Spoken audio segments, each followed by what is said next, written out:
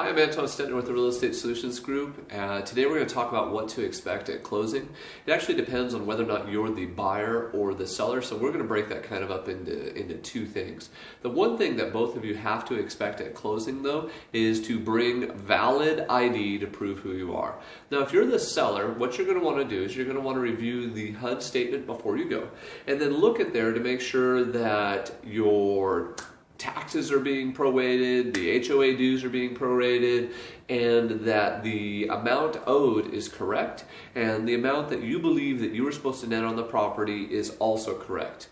Okay?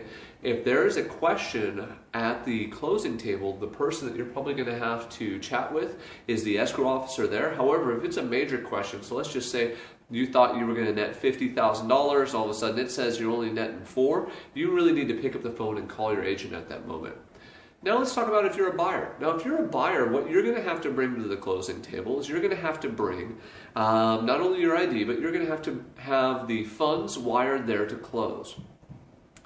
Also, if you're the buyer, the other thing is you're probably going to be signing loan documents. So be prepared for this to take some time. You're going to have to sign a whole bunch of loan documents. So two things you need to review before you go is, number one, you need to review your good faith statement, which was what the lender gave you that says what your interest rate is, what your payment is, and all of that stuff. And you're going to want to review the HUD statement to make sure that that's correct.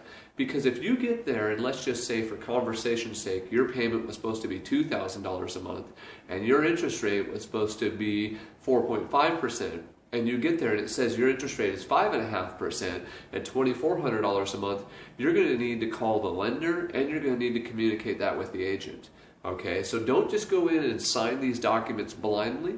The escrow officer is there to help you out, to answer your questions, whether you're the buyer or the seller, and make sure that you've reviewed the appropriate documentation before you go, and that what you're signing lines up with that documentation. Hey, if you guys have any questions about the home buying process and home selling process, please feel free to reach out to us. I'm Anton Stetner. Subscribe, comment, and we'll chat later.